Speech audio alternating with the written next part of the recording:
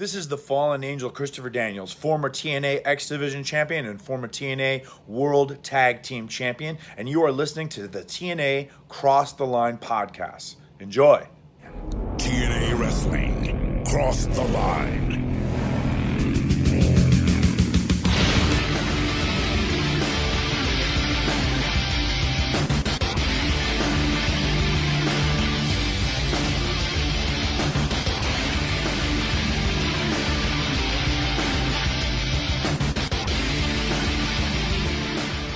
And we're back with episode 115 of the TNA Cross the Line podcast. I am Colling Jr. With me, as always, is Dallas Gridley. And Dallas, we are coming off of Ultimate X. We have co-X Division champions. That's right, Frankie Kazarian, Michael Shane.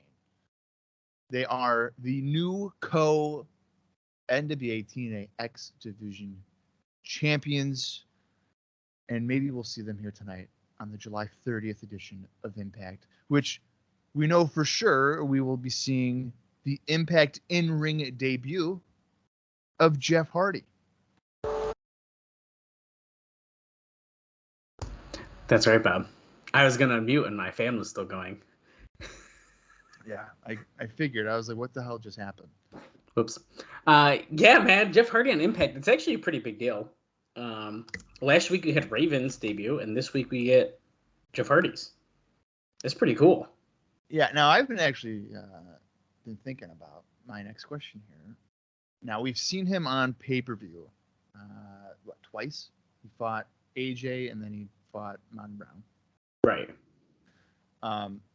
And they're like really promoting this debut here on Impact. Is this maybe an example of Impact or TNA really becoming TV centric here? Like that's their to be so heavily promoting that. That's kind of acknowledging, hey, we know probably not a lot of people watched to pay-per-view, so we're gonna hype it up here on Impact. I think it's a really good point, and I mean, I feel like they almost kind of have to start to be like that. Because, I mean, we still haven't heard any rumblings or anything like that we're going away with the pay-per-views, but Impact's kind of where it's at. I feel like. I mean, even if you look at the ratings that we have seen and the rough numbers that relates to, significantly more people have watched Impact than the pay-per-views. That we can estimate. I mean, we don't have exact numbers for all of this stuff, but from the estimates and stuff we've heard, it seems as if Impact is more popular, which makes sense. It's free. It's on free TV. It makes sense to me. Yeah, but I don't think we're shortchanging the pay-per-views by any means. No, I don't think so either. In fact, I feel like the pay-per-views have only gotten better. It was like what was it? The first, like one or two when Impact started were a little weird, and then they started to be like, no, we need to make sure that we're putting shit on these that people want to watch. And then we've had some really good stuff going on. Yeah, I would say that both the Impact and weekly pay-per-views have consistently been pretty solid. I mean, TNA in general for probably the last year and a half have had far more good than bad outings. Right. And I don't think we've not enjoyed an Impact yet. No, that's true. We've liked all of them. And even the ones that weren't as good as others were still good. Yeah, I mean, I think it takes some serious effort to, like, make a 45-minute show not enjoyable. Yeah, I mean, I think that's a pretty fair statement. I mean, it's been done. Oh, well, yeah. By other promotions. But so far here in TNA, they haven't been a chore to get through. They're not really a chore to get through until they go 2 hours. But hey, you better knock it off of that shit. We'll get there when we get there. I'm sure. Well, coming off a good pay-per-view, heading into hopefully what's going to be a good Impact.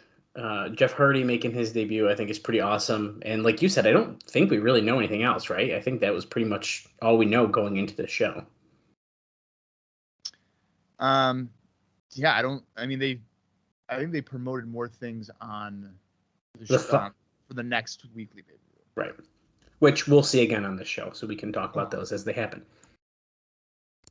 Well, I guess let's run down the card that we just saw on our last episode from that pay-per-view, and then we can get into some news and notes. And Bob, don't got a whole lot to talk about today, but that's okay. It's going to be a little bite size on this Saturday episode of the TNA Cross the Line podcast. That's perfectly fine by me. That's right.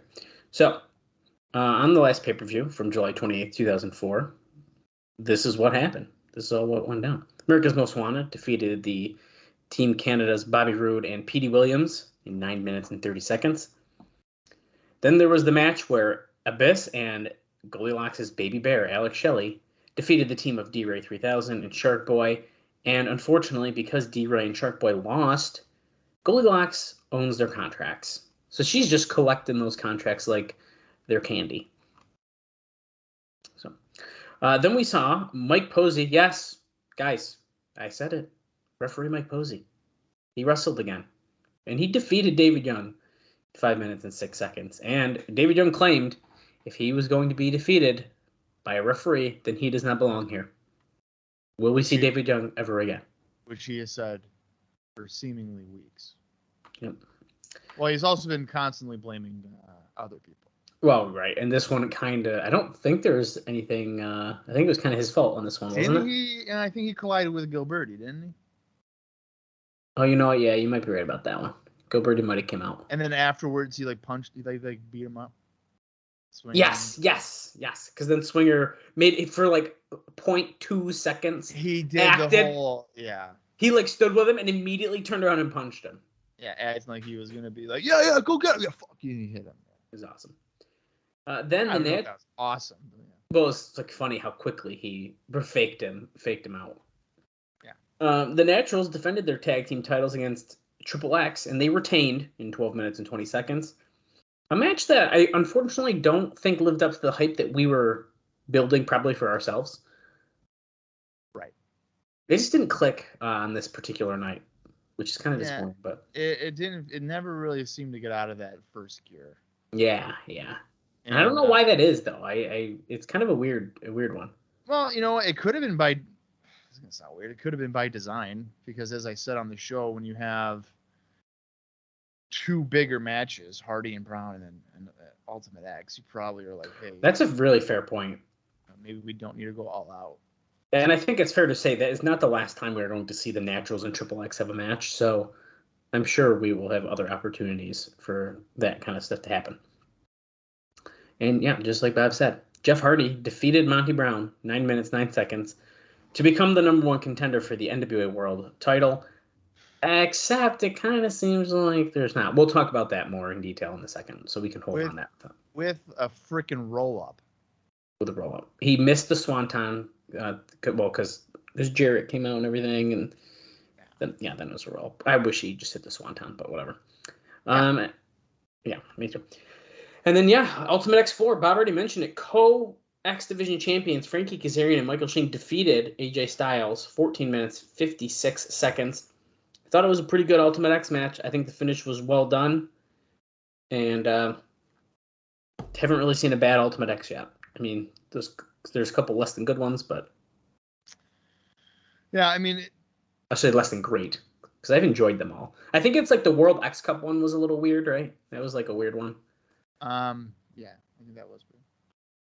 I think that this is an interesting twist to it because, again, I mean, you got Vince Russo who's booking it, but to really think about two people who get along as co-champions, and I'm not including the Freebirds because obviously that's different.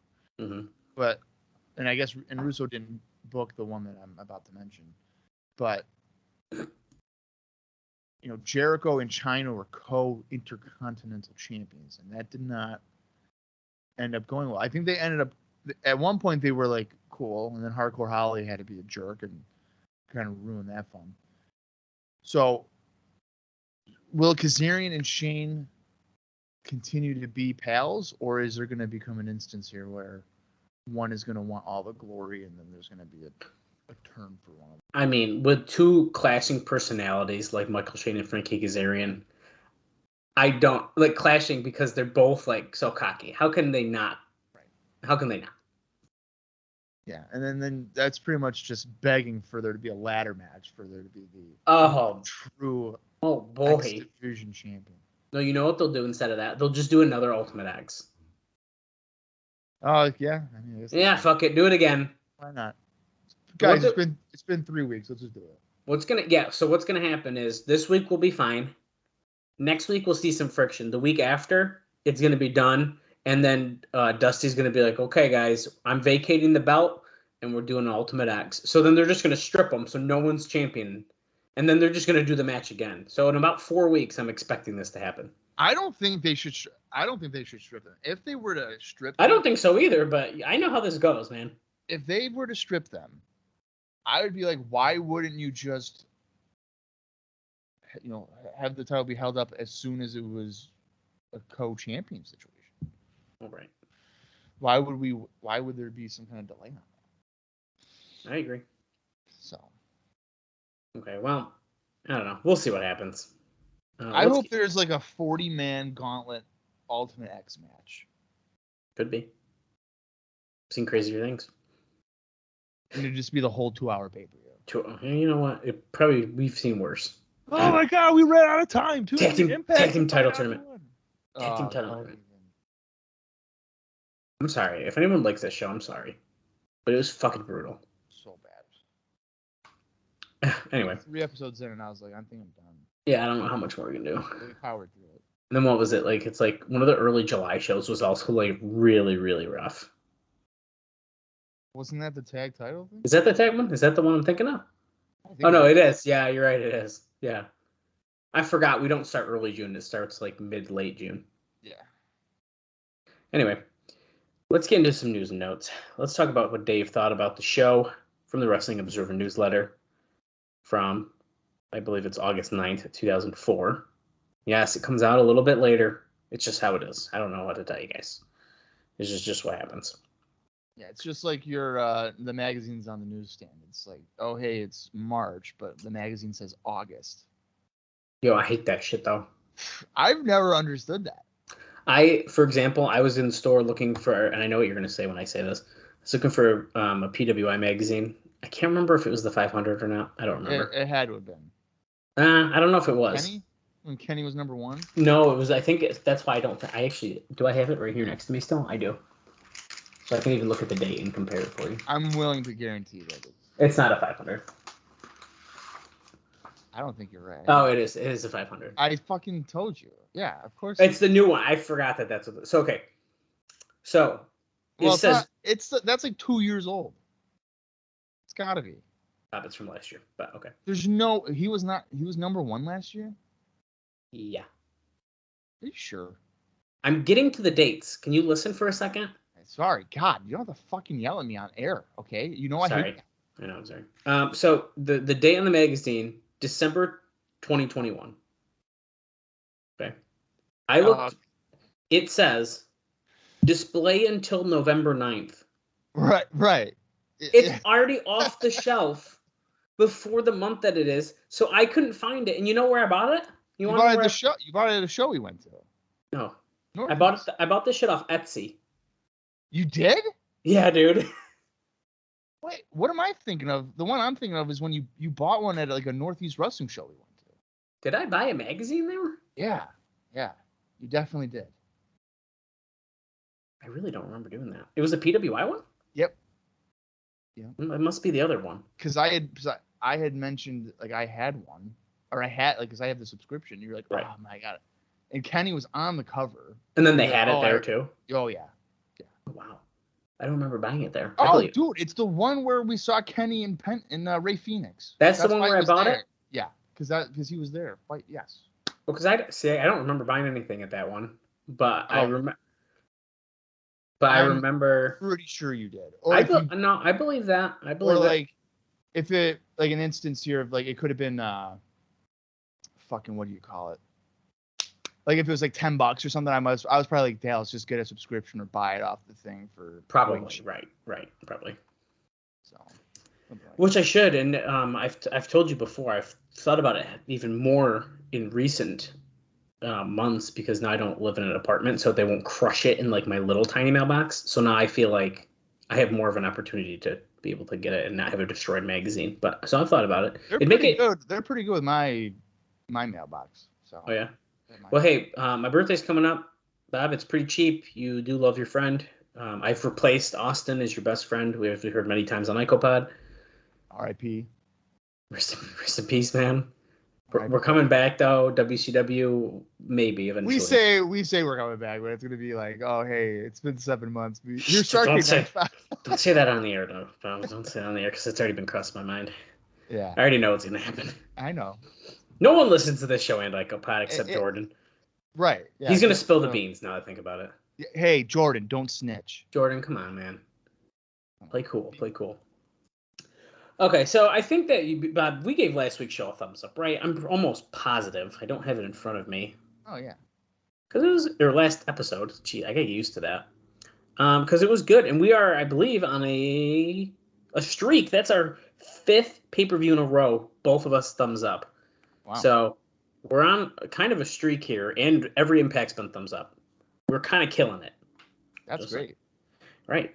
So what do you think that the readers of the Wrestling Observer newsletter thought about that? I feel like they're going to have to say thumbs up as well. They did, but I feel like it's not as many as you'd think. So only 44.1% gave it a thumbs up. So 32.3 gave it a thumbs down. 23.5 were in the middle. Now, let's be real here. There's 26 people voted. I mean, you really gotta like do this, don't you? 34 did, but 34. All right. Well, that's better than the one time when there was like 6. Yeah, we did have one where it was like really bad. Yeah. Dave notes that the show was a mixed bag with a disappointing level of responses.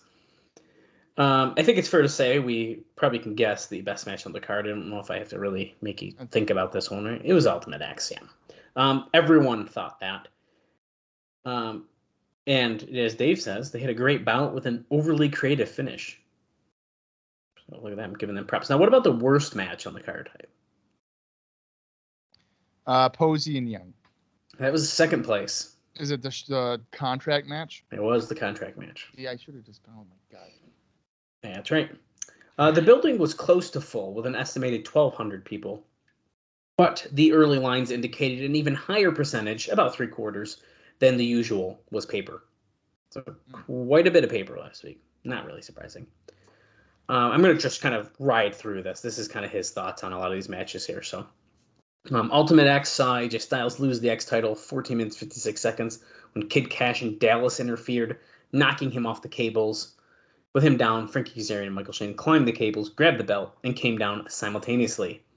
They were ruled co-champions, which is too much of a takeoff on all the times they've had tie finishes and held up the titles in just 2 years. Which, I mean, we kind of did bring up the fact that this is, like, unusual for them to actually allow this to happen. But yeah. He did say this wasn't the best Ultimate X, but still really strong, including Styles giving Kazarian a sloppy but scary Styles Clash attempt while both were hanging from the cables. Which, if you have not seen this, there probably is going to be, or already was, a fucking gif of it on our Twitter page, @CrossTheLineTNA, if you guys don't follow us there already, because it was insane. Was it cleanly executed and timed perfectly? No, but just the idea of the fucking move of that. I don't know how else you could have done it nicely, I guess. No, I absolutely agree. So I think it got its job done. And it was pretty, and the fact that it was a little bit sloppy made it that much more like, holy shit, he could have died. Yeah, so like that is an example where if a move isn't executed flawlessly, it actually still enhances the thing. It's like when you watch a street fight. It's like, I don't want to watch a guy execute a drop kick perfectly. I'd rather the guy be bloodied and like barely hit the move. Yeah. Because it enhances the thing. So like this guy on a rope trying in the fucking sky try to fucking hit the move, like it just makes it that much crazier. Right. So I'm saying all of that to be like, it was still good. Right. Like it wasn't like, oh shit, that sucked. It was still pretty good. Absolutely. And it's also important to note that match essentially was a handicap match. I mean, Kazarian and Shane never fought each other, and that's because Styles would kind of beat one down, and then the other one would try to climb up. before he did, and so they kind of went back and forth. But it was, I think, very well done, and we were really curious about how they were even going to handle that. Dave says the only other good match on the show, which I don't know. I mean, I don't like when he's that critical because I think they were fine. But the only other good match on the show, according to Dave, was America's Most Wanted going over Team Canada. The match saw Scott D'Amore use a belt to whip Harrison Storm once during the match, as well as after. And then D'Amore took some licks as well. The rest of Team Canada saved D'Amore, leading to Triple X, which is, of course, Christopher Daniels in prime time in its current state, making the save. And you would think that this would set up an 8-man, but as they announced on the show, they're going to be doing Triple X in America's Most Wanted soon. Or they didn't announce that, but they announced America's Most Wanted in the country whipping match against Team Canada. So then they're still teasing, which they actually did tease on the show because Alex Skipper said, "I'm sick of you guys thinking you're the best," after the second save. Yeah, I would imagine that after the next weekly pay-per-view, they have to be switching to the Triple X thing. And I wouldn't be, I swear to God, dude, I wouldn't be surprised because Skipper was like, what, they're three against one, right? Something like that, yeah. I am almost gonna guarantee that there's gonna be like a best of 5, best of 3, to like where AMW is gonna make it like 3 against, like 3 and 3, and they're gonna be like, oh well, another match, it's a best of 7 over the course of 2 years, and whoever wins it gets another shot at the Naturals. No, dude, that's smart. I didn't even think about that. That's what I would, as long as it's 3-1. I think Skipper was like, we have 3 wins, you guys have 1. Like, it's something like that, yeah. Bullshit, yeah. You know what? The loss is probably because of Loki. I'm saying that. Probably right. That's probably why I got kicked out. We were undefeated, and now you're out of it. And then you fucked it up. Abyss and Shelley beat Shark Boy and D-Ray with the Stipstick Goldilocks albums of contract of Shark Boy and D-Ray. Sonny Siaki and Desire appear to be the next ones to have Goldilocks on their contract, so they had that confrontation backstage and I believe as well out on the ramp. And then Dave notes that he thinks that the Goldilocks interviews and the segments continue to be awful. I think they're entertaining, but I think the storyline is a little bit like drawn out at this point. Like I just don't know how much further we're going with this. I think the Abyss thing is the most interesting part of it, and I think we are kind of also getting to the point where it's time that he kind of backs up a little bit. Okay, yeah, I think the angle is okay. Abyss, if they time it right, I think there is sympathy there for him, but I don't want him to be a sympathetic babyface. Right. I really don't want that. No, he's a monster. Right. And I'm curious if these contract acquisitions, and I really hope it's not the case for a guy like Sonny Siaki, but if that's a way to fade people out. Oh, shit. Like we don't see them for a while or something. That would suck. But the only thing I could think of to make this like a blow off is that Eric Watts has to come back and get the freedom of himself, because right, that she technically has his money in contract, I would presume, to get everybody free. Oh, that's a good point. That's the only thing I could think of is how you conclude the story. Right. But I wouldn't say that they're bad. I think Goldilocks has been pretty solid as a like psycho deranged identity crisis woman who's had money go to her head and she doesn't even know really who she is anymore. I think that's what it is. Like money changes people, and it's changed Goldilocks to being not who she was a year ago. Yeah, Bob, she's filthy rich now. No, you gotta I'm filthy rich. Whatever.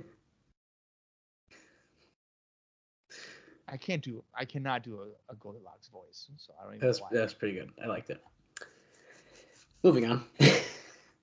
A funny deal was Raven was out there, with a lighter and the mic with the idea that he was going to burn some of the Sheik's old outfits. And of course, as we saw on the show, he accidentally started talking into the lighter, which caused the crowd to laugh at him. they did the deal where he was going to burn not only the Sheik's old outfit, but then he was going to set Sanjay Dutt on fire. When the lights went out, they went back on, and Sabu was in the ring. There was zero pop. And Dave says, scary bad. Zero pop. And basically saying that Sabu used to be a big deal, but he's been beaten and treated like he was nothing here for so long that no one sees him as a star. I don't know if I necessarily disagree with that. I don't think he's been presented as a strong character like he had been obviously in ECW. His booking has been pretty atrocious. Yeah. Like he was getting pie faced or whatever for weeks and he didn't do anything. Yeah. Like that kind of stuff like was hurting him a lot, I think. Yeah. I mean I understand the angle of like, oh, I made a promise, but like Sabu was a guy that came out on a stretcher, like chained up before. Like this guy's gonna rip your face off. Because he's nuts and shit, yeah. Yeah, and now it's like, oh, I made a promise to a dead relative, and I'm not gonna put my hands on you. Doesn't really correlate. Yeah, it's kind of weird. Not a fan of that. And then we got the Naturals retaining the titles over Triple X, and Dave even notes that it was a very disappointing match with no crowd heat. Just says the teams didn't click. Team Canada ended up doing that run-in again, and Harrison Storm made the save. After the Faces cleaned house, Primetime started shoving Harrison Storm so you can see the direction that they're heading in, and that's when he was like, I'm sick of you guys. It's pretty good. To be the best when you we beat you 3-1. Exactly. How good could you be if we beat you 3 times? Which is kind of insulting yourself if you're saying, even we beat you 3 times, how good could you be? But hey. There you know. Whatever. That's nitpicking, I guess. Now, the match where Hardy beat Monty Brown for the title shot was better than expected, he notes. He said, I'm starting to see a lot of charisma in Brown as he's turning his goofy style into a unique style on promos. What are you talking about? I'm starting to see charisma. Wait, this is good, though. Because Dave, even as far as last week, was still talking shit, and all of a sudden this week he's, like, getting it. Yeah, he is starting to get it, but, like, how are you just now realizing this guy has... even if he was doing absurd, goofy stuff. I think it's absurd. That is ridiculous. I cannot believe that he said that. Hey, he's got like some charisma now. Like, are you kidding me? He's getting there. Yeah. It's, I got it now. Okay. Yeah. All right. Dave notes also that he thinks that Jeff Hardy has nothing left in the ring, but people still see him as a superstar. And there were no bad stories about him being late or anything this week. So, yeah. This is the type of stuff that just drives me nuts. Because I can relate this to, like, professional athletes. To sit here, I mean, I don't even know how old Jeff Hardy is at this point. I'd say he's, like... Find out for you. Like 94? He was, like, 15. So he's under the age of 28. He's probably 26 at this point. If I had to guess. 25 maybe. He's 26. 26, great. Almost 27. I am so smart. That's kind of insane.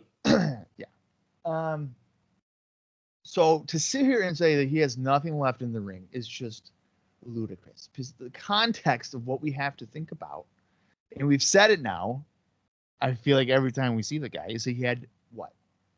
He hadn't wrestled since like July of 2003 when he originally came back at the anniversary show against AJ. Right. And then it was even a couple weeks after that when he fought Monty Brown. And he had, backstage, I think you said he knew he was out of shape or whatever, and like he wasn't going to be at the top. Whatever. Right. So I don't know how many times, like, these athletes, like, let's say a baseball player, you know, he's, I get 24, okay, Dallas, you're not going to get what I'm about to say. No, I'm just going to go with it, though. So, like, Vlad Guerrero Jr. is a fucking great baseball player for the Toronto Blue Jays. He's, like, 21 years old. He was in a slump, like, where he had 1 hit and, like, 20 at-bats, and people were like, oh, you know, maybe he's not as good of a hitter as we thought.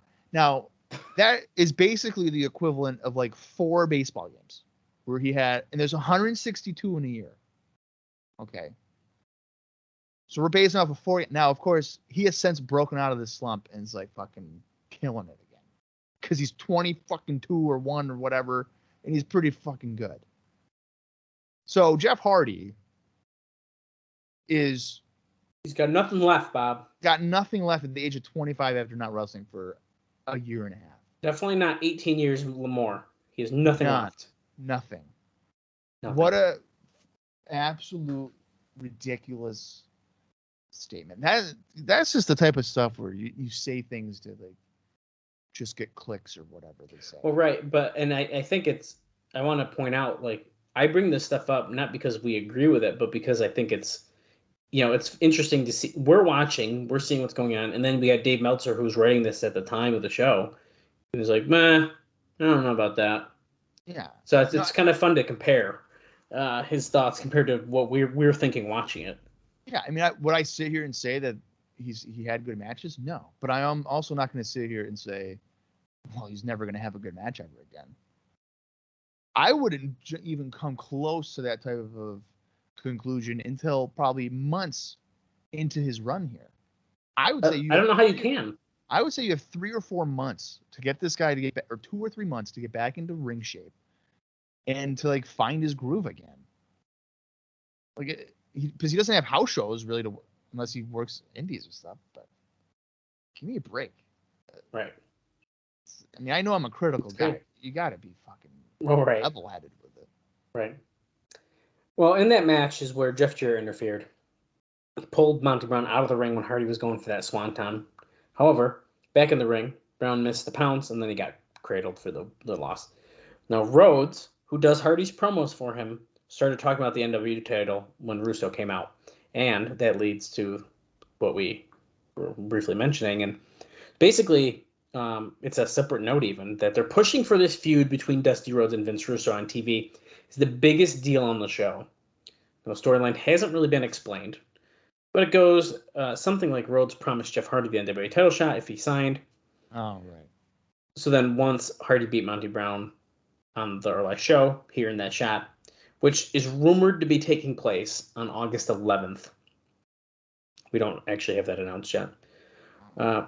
Russo basically came out, and while he never said Hardy isn't getting the shot, him and Rhodes continually fought over mysterious reasons, and basically Rhodes was saying, I gave my word to Hardy, and Russo was making him look bad. And Dusty was fucking screaming, and then he was screaming in the backstage segment, and I was like, this is pretty crazy. And it was feeling pretty good. It was a very passionate, like, reaction. That's my word! Yeah, it was pretty good. You would have thought he was promoting, like, a main event match at Starrcade 88. I mean, it was, a lot of passion, man. Yeah, he was very, like, pissed off to even think that his word was going to be broken. And you know what? I think we've kind of, like, joked around a lot about Dusty here, but that was probably, like, one of his best moments. The other one was when he interviewed his boots when he... Oh, yeah. Yeah, Kid Kash. But that was... Yeah, so I think he's definitely doing pretty good. Yeah, I agree with that. Although I also want to point out it was pretty weird that Jeff Jarrett would have rather wrestled Monty Brown than we keep saying Jeff that. Hardy, which is just insane. And I understand Jeff Hardy is a bigger name, so you got to act more scared of him. Yeah, right. He's a WWE, cast off, whatever. It's like, oh my god, I'm scared of this guy jumping this guy. But I'm sorry, man. If I'm walking down the street and I see Jeff Hardy and I see Monty Brown's going to terrify me. Mm-hmm. He's going to probably, like, kick my ass. Jeff Hardy might give me a joint. Like, we'll have some fun. Yeah. Well, Bob, there is someone who's got some heat on them. One of our roster members. I want to give you, like, 2 guesses. I just want for fun. Is it someone new? Because I know, like, Big Vito was, like, rubbing people wrong, and, like, Kid Kash was all like, hey, fire me, and, like, whatever. I mean, newish. Who is somebody that could have heat? Were they on the previous show? I don't know if they were. This is so bad. And I'm about to read a note about it, too, and I honestly cannot remember if we Saw them. I don't think we did. No. Nope. I'm saying no. Okay.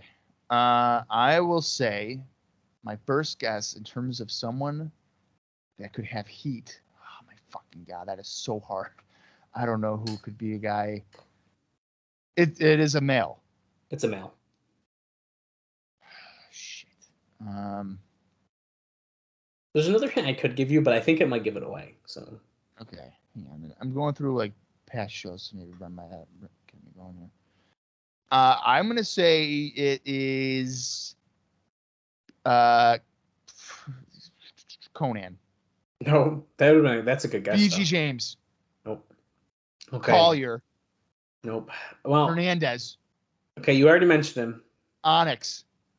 It's Vito again. So it is someone that. Okay, great. Yeah, it's Vito again. Damn it, Vito. But this time it's not with the wrestlers. It's with the Office. No, he's gone. Is he even gonna make the next show? I don't know. He's bugged. I don't know. So here's what happened. No. He was called on July 25th and told that there was a change of plans and that he wasn't needed for the July 28th show. So our last episode. Oh, great. And you say that to an Italian, he's probably pissed. Yeah. So he made other plans, apparently for an indie show. When he was about to leave the day of the show, TNA called and told him they changed plans and they needed him for the show. He said that he had another booking and he wasn't going to no-show it. TNA said they weren't happy. Okay. Whoa. Okay, I'm gonna cut you off here. Hold on. Okay, I know what you're gonna say. Wait. So he was booked, and then they said no, and then they're like, "Wait, we need you." Mm-hmm. Okay. Vito's not in the wrong here. Right. He was unbooked. He got another booking, and then that's it. So yeah, go ahead. Sorry. Well, most of the wrestlers were 100% behind him. Every single wrestler should be behind him on that. Right. Which is saying something, considering he's not exactly the most popular wrestler there. And also, they have the Belair's watch, which is, of course, referencing Gorgeous George.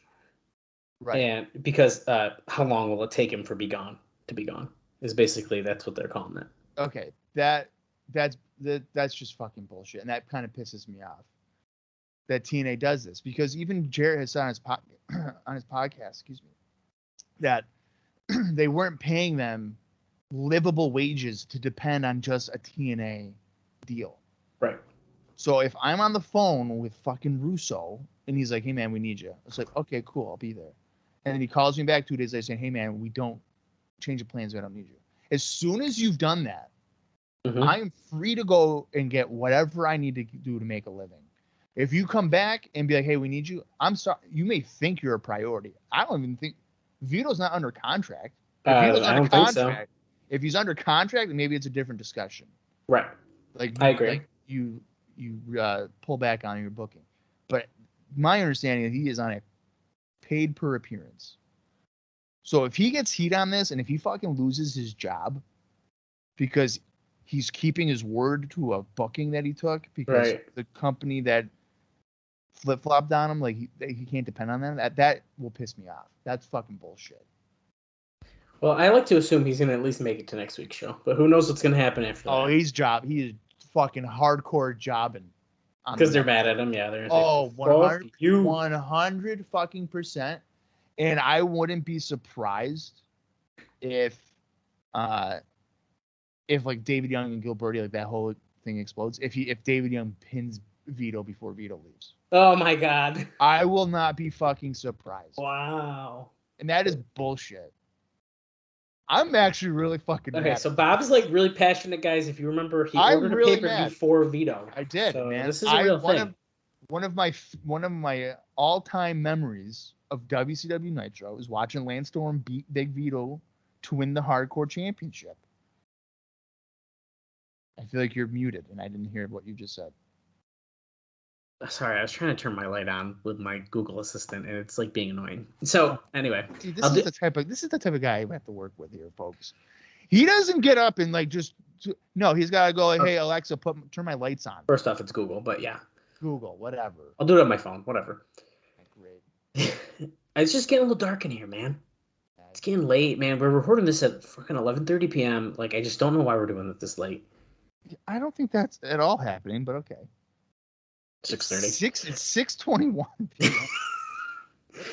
Okay, I got a bunch of like random stuff, and then I'm gonna leave us. The last note I'm gonna say is a little bit more in depth, but let me get some of this other random shit out of the way first. Paul Bearer did an interview. I know we haven't heard Percy Pringle's name here in a while. Yeah, now, and it's. Have we ever seen him since he like did a blade job and everything? I don't think so. I don't think we did either. No, and this is a pretty like random note here. Wasn't he gonna like lead NWA against sex and he like cut himself like real bad and then we never saw him again? I'm pretty sure that's kind of what ended up happening. It's Russo, It's Russo! We're fighting back. I got Vader here, and then he never came back. Fucking Vader too. And Vader had like a 3-year deal. The 3-year deal. I'm piecing out. Oh man. The Road Warriors. What a ride the gun. Fucking crazy, dude. Well, Paul Bearer wrote a long website article on his battle with obesity. And why the fuck does this matter to us, right? It's very random. Well, he basically notes that he had gotten way out of control, as noted by his TNA appearances. He was called in September about returning, and because of his weight issue, the company helped pay for his gastric bypass surgery, which he got on November 25th. What company? I am reading this because I'm assuming it's talking about TNA. No way. It's got to be WWE. There's no way. There's no other reference about that. So there is no. I thought the same thing, dude. There is no way that TNA paid for a Paul Bearer surgery. There's no fucking way. Because here's the thing. Hey, maybe I could totally be wrong, but I read it and I was like, man, they're so nice. I didn't expect this. There is no way that TNA was like, hey, Percy, hey, all right, we haven't seen you in like a year and a half. We want you to come back. And he's like, guys, I have really gone off. I am just not. I'm really like my weight's out of control. Percy, don't worry about it. We'll take care of it. It's on us. There's no fucking way that is going on. Well, I'm reading it and I'm believing that TNA helped do it like that. Bullshit. There's no. I gotta Wikipedia this bullshit. There's no way. That's not gonna be on Wikipedia. Well, it will probably say like he had the surgery and maybe like someone paid for it. There's no way. Oh, I'm getting heated. First Vito's probably losing his fucking job, and they're gonna give money to this. I mean, he doesn't. Dallas. Okay, I already got it, dude. No, you don't. You're lying. I do. Okay, in October 2003, he signed a new 3-year contract with WWE. Shit. So that would be till October of 2006. As a signing bonus, WWE agreed to pay for the surgery, as Jim Ross had promised. What the heck? Why does it read like this, then? So, wait a minute. He had the bypass surgery in November 2003. Is that what you said? I don't have to. I mean, I'm assuming 2003. Yeah. Okay. Yeah. So he had. Damn it. And so Jim Ross did it. And then Paul Bearer recovered and he appeared at WrestleMania 20. But we're in July of 2004. Right. So this is backdated? Like they're mentioning something that happened in the past? Yeah, I mean, it's an article he wrote about it, so yeah. Oh, okay. Like I said, in the way it's worded, I was like, that kind of sounds like TNA did it, but there's no fucking way, dude. How much is that type of surgery? And you think TNA? Bro, I don't know. Okay, like, listen. Paul Bearer, we haven't used you. No, but I thought it was a funny read, so I thought I'd bring it up. That's hilarious, dude. And I could be like Bob and I could edit this right out, but that was hilarious, so I'm not doing that. Yeah, dude, no. Everyone's gonna get a laugh out of that one. We're absolutely keeping that in. So now this is even. I would be thinking about this the whole show now. This is even kind of funnier to me. They paid for the surgery and everything, and he had 2 years left on his contract, and they fired him.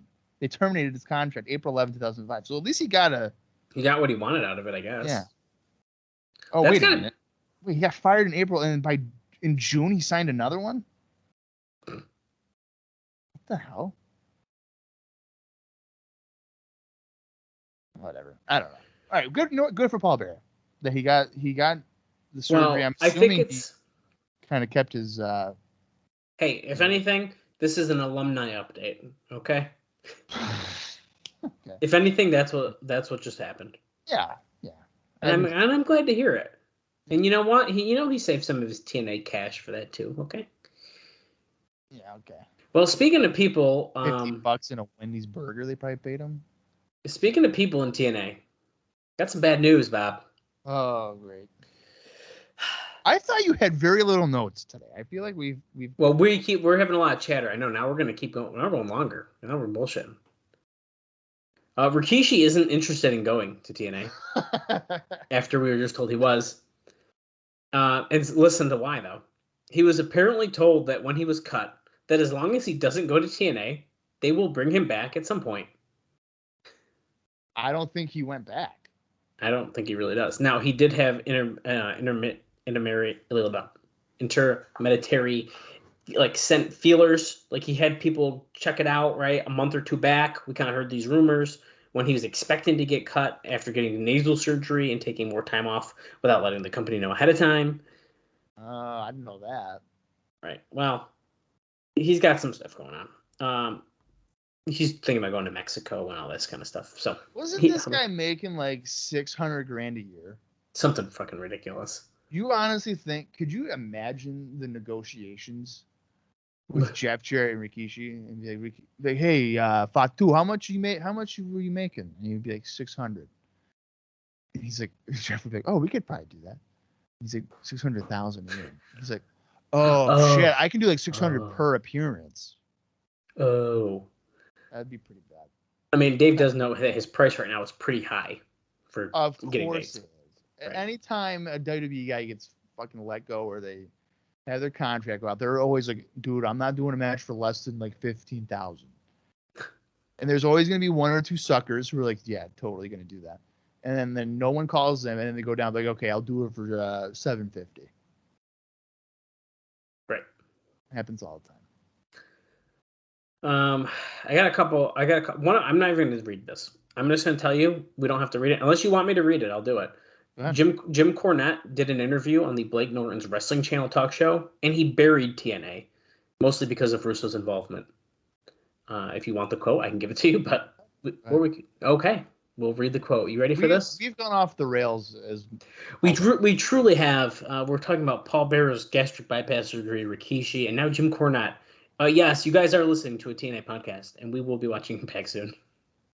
Yeah, at some point. It might not seem like it, but okay. So Vince Russo says, "Quote: Vince Russo is on camera as a talent, and I feel no need to pay $9.95 American money for the right to be just pissed off in my own home." And then he goes on to say, "Quote: If I have to look at his face, then that's going to cause me to break stuff. So I never got one. Then I was taking some time off a couple months ago, and there I was sitting on the couch, and there I was. So I ordered it, and I would I would like to say that the production is amazing, the lights and the set and all the stuff they do. I don't know. All right, he said. Oh yeah, okay. I don't know about the six-headed ring now. This was before that. They'll reinvent anything, but it was absolutely, without a doubt, the most abysmal, putrefying, awe-inspiringly bad budget wrestling show I've ever seen in my life. The matches made no sense. They went on forever. They went nowhere. They fell apart due to green guys trying a bunch of stuff that nobody understood, even if they were sitting in there with a notepad trying to keep track of it. Because that, Russo's idea of surprising people because he's a moron."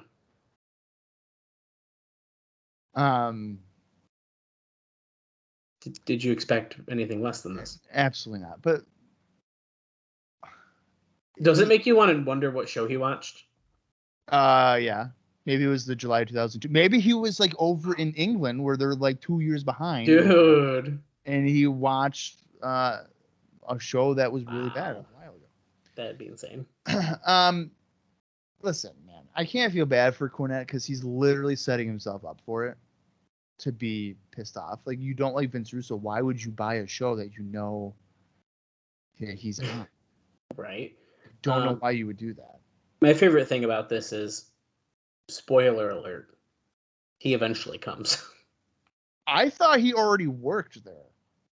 Cornette? No, I don't think so. I thought he was backstage doing stuff. No, I don't think at all. Yeah. We might be getting fairly close to that time, though. I don't know for sure. I could have sworn he did a few things in the asylum. Maybe I'm misremembering. But of course, of course he's gonna go there because they offered him money. I'm sure Russo was gone for like 3 weeks, and he was like, "Cool, I'm gonna be here." And then Russo was like, "Hey, I'm back." And then Cornette was like, "Fuck this, I'm out of here." Fuck this. Although I do believe one of his TNA runs is like pretty long. Well, that's the one. I think that's the one remember. I'm thinking of. But I think it's the first one. That's the one I'm thinking of. That's like a decent long one, but maybe I'm wrong. I don't know. We'll see what happens. The Impact show on July 23rd apparently did a .26 rating, which is leading the average since its inception at .27, which, once again, as we've discussed in the past, isn't too bad for the time slot and channel it is on. And finally, and actually I can cut this one down pretty good because honestly it kind of goes into a lot of just Dave messing around here and guessing. But there's a lot more talk of switching to a monthly Sunday pay-per-view format, particularly if there's a TV slot time upgrade. Neither of those things are official, but both are being talked about. And that being said, currently there is no talk about moving Wednesdays out of Nashville. Probably because there is no point until a decision is made whether to keep weekly Wednesday shows.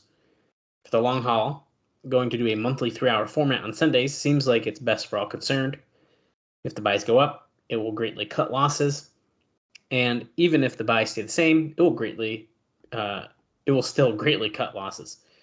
It also gives them 4 weeks to promote a show, and they can put all the stars on the show as opposed to the current format where you are always holding back because you need a main event the next week. There has been talk about a price structure, and Dave's kind of bullshits here a little bit. Like basically, his suggestion is saying at $24.95 because you're not going to get any more buys at $19.95. But he thinks that if they establish themselves with a string of strong shows, that the $25 essentially could work. But that $29.95 is probably too much to be starting out with. So, and he basically, I'm not going to read it all. I mean, it's kind of lengthier, but essentially he kind of, pulls it apart about how wrestlers are paid per appearance. So once they do this format, if they do, wink, wink, hint, hint, they're going to be going from the 8 to 9 dates per month down to 5 to 6, essentially, because they're going to get less dates because they're not 2 shows a week, right? Why don't they do $14.95? That's a good question. That's what I would do. He's right. 29. I feel like $24.95 or $29.95. I think that's way too much. Yeah, I do too. And kind of start off. Right.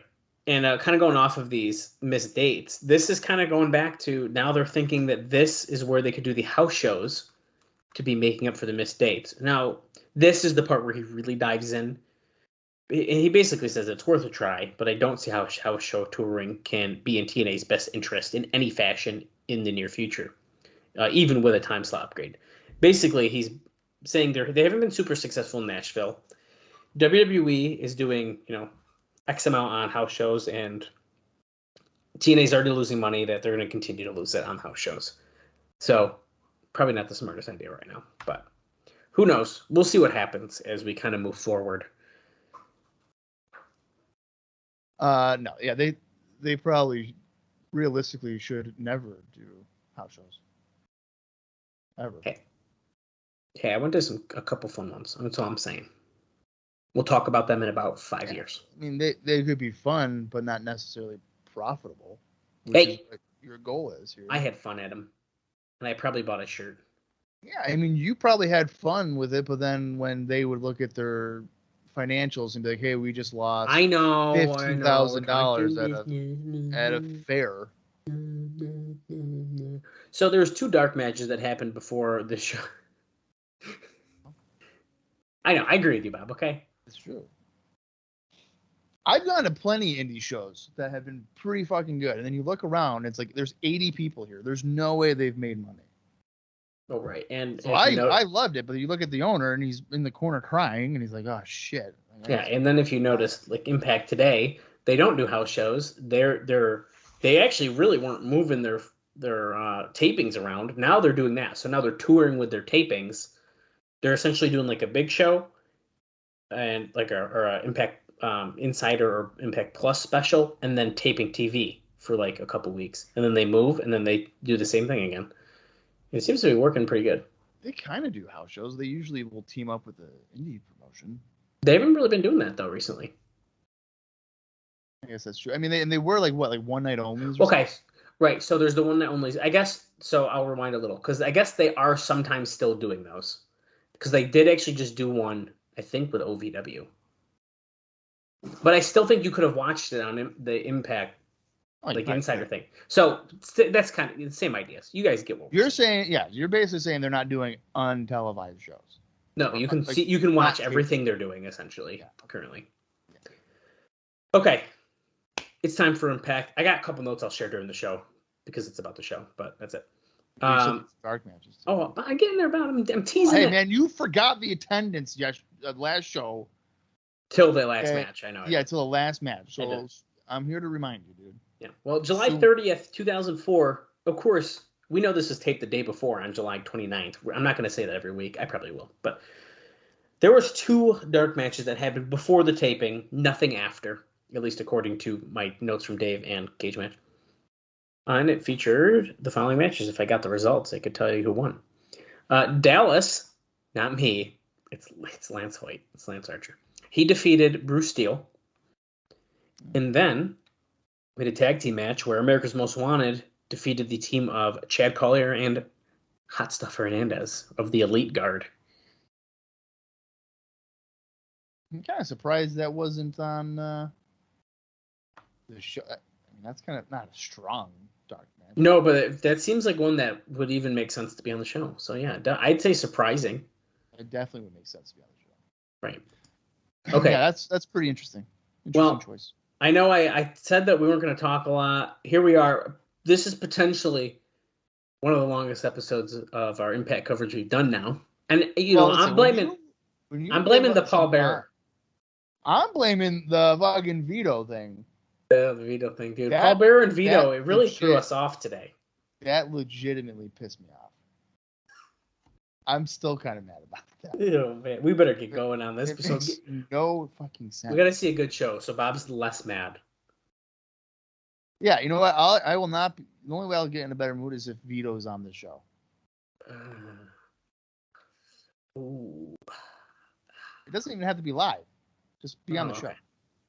Okay. There's still a chance. Yeah, probably not gonna happen. All right, I'm gonna count down from 3. If you guys want to watch along, head over to your Impact Plus app or find your own personal collection. It's the July 30th, 2004 TNA Impact NWA TNA. Is it just TNA now or what? Well, they don't say NWA anymore. No, we don't really talk about NWA. So my opinion is the title. It's NWA. No, yeah, but they say like TNAWrestling.com. This is TNA Impact. This is not NWA TNA Impact. It's just TNA Impact. Oh yeah. All right. I think I'm dropping NWA. And I know, like, technically it's not the case for, like, 3 more years, but you know what? Screw you. Okay. Hey, I'll say the NWA title, because, like, it is in the tag title. But... And the pay-per-views are NWA labeled still. Yeah, that's true. All right. Hopefully you guys are all queued up and ready to go. The runtime for this is approximately 47 minutes and 31 seconds. It's kind of longer than the other ones, so naturally it's on the show where we've talked longer than we usually do. Whoops. But hey, that's all right. But here we go. 3, 2, 1, play. Oh, look at Dusty is upset. Look at him belly bump Russo. He's so mad. This week on Impact. Kid Kash, by the way, he fucking beat up AJ Styles. I did mention that. The crutch, yeah. A guy that I forgot about. Impact is next. And now, from stage 21, it's total non-stop action wrestling Impact. This is the Nickelodeon studio. It's next to the Impact Zone. Is it really? No, I don't know. I mean, maybe. Could have been. Was Nickelodeon Studios part of Universal? Yeah. Oh, it might have been. I Then. thought it was Universal Studios, right? Nickelodeon. Impact Zone, baby. Universal Studios, Orlando, Florida. Look at this crowd of people who are just super excited. There's like every couple people, there's someone excited about wrestling. They have no idea what they're doing there. No. Is this WWE? Whoa. Fucking pyro, fire. I still really don't like the music. It doesn't even go along with the fireworks because it's still like very dull music. No, I don't like it. Wow, we are blowing our budget once again tonight. You know a good way to like hide the fact that maybe your show sucks is just having a shit ton of pyro. What the fuck? Did I spoil a match? But Impact isn't bad. Oh no, okay. Jeff Jarrett's gonna be coming out. I was like, hold on a second. It definitely said dark match.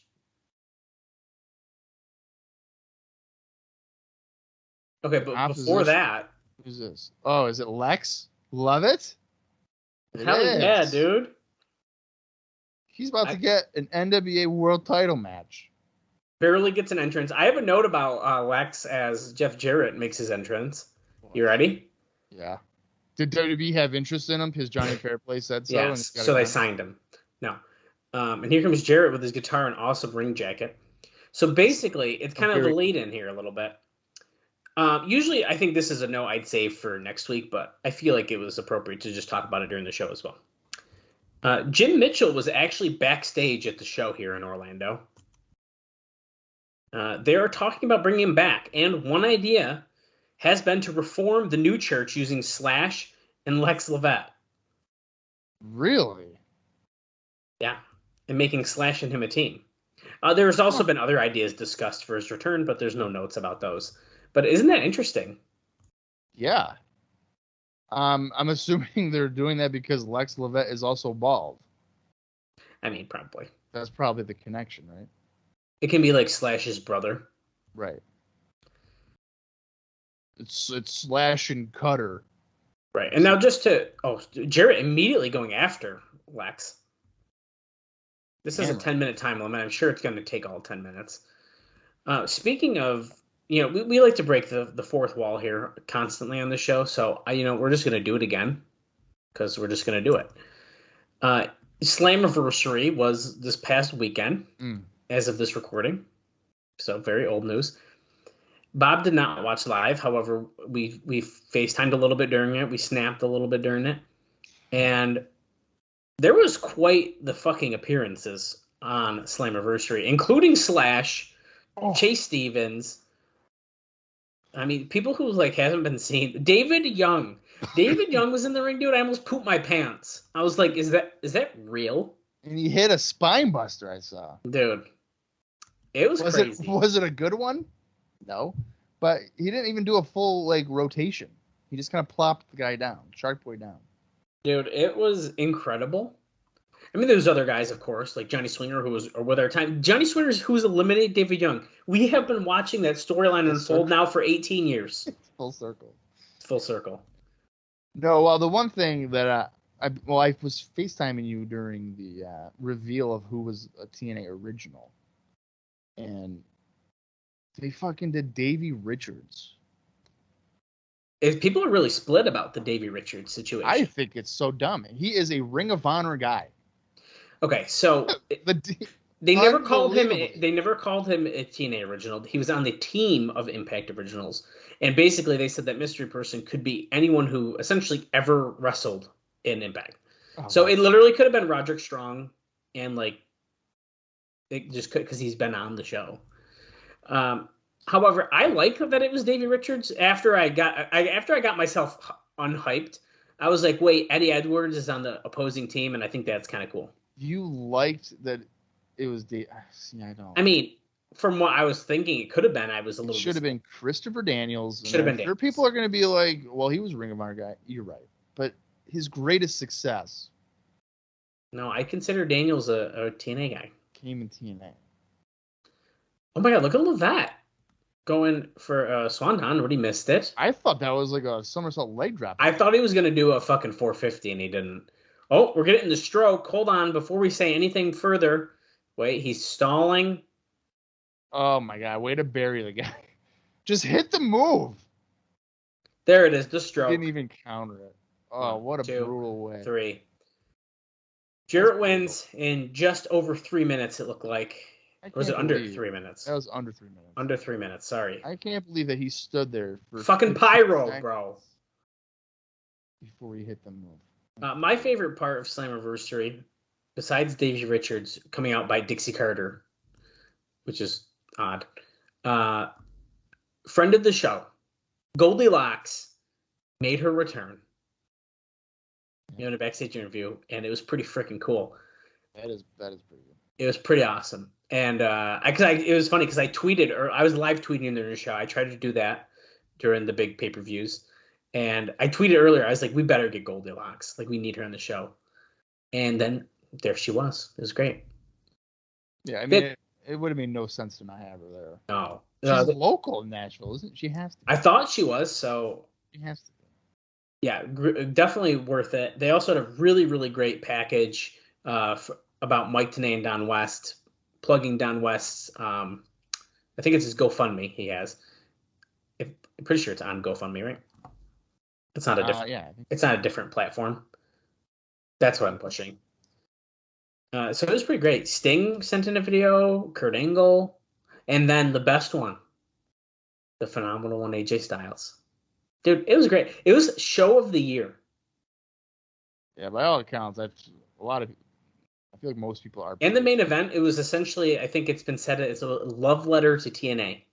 Between Eric Young and Josh Alexander. So many callbacks to other Impact alum and everything in that match. As Kid Kash and Dallas make their way down to the 6-sided ring now. You know, I'm actually pretty disappointed in you because you didn't mention that Chris Harris appeared. Well, okay, so that's also fucking huge, dude. They had to find the defendants guilty. They are not about to wrestle, are they? No, probably not.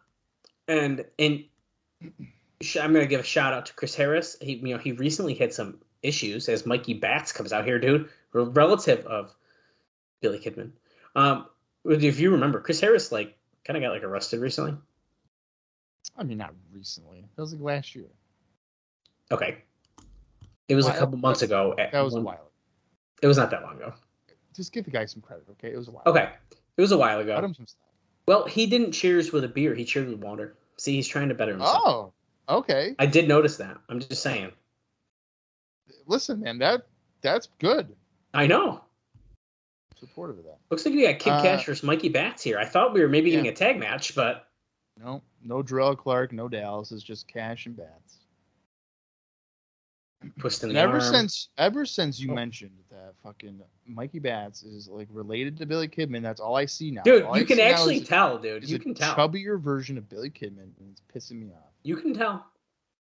Even when he came out, he stood on the middle rope the same way that Kidman did, and same time. Did he train him? Yeah, he probably had to train him. The only way that I know for sure that he'll be related to Kidman is he doesn't get power bombed, because everybody knows that Billy Kidman cannot be power bombed. Okay, here's his trainers. You ready? It's Roderick Strong and Billy Kidman. There you go.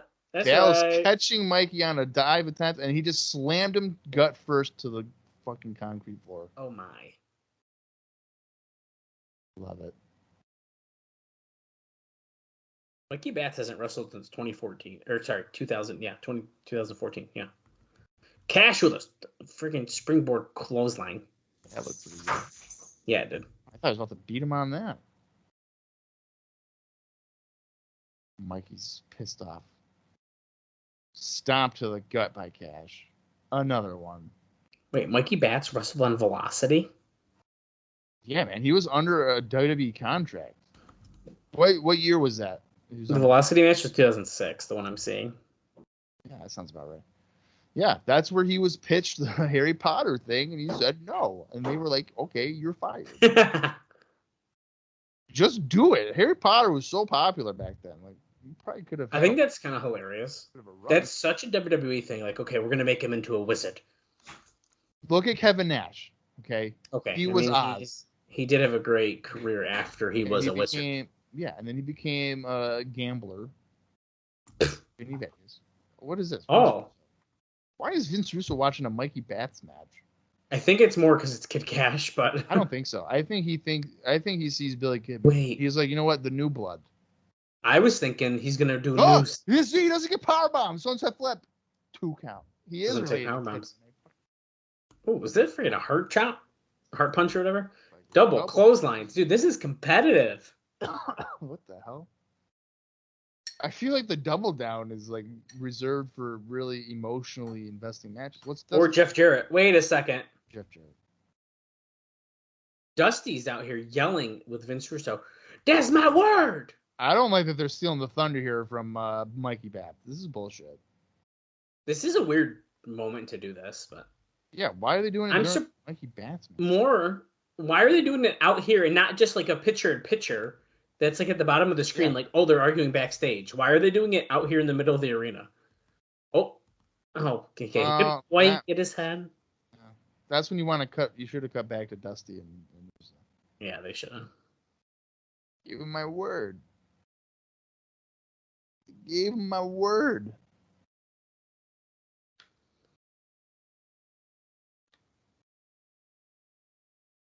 Oh.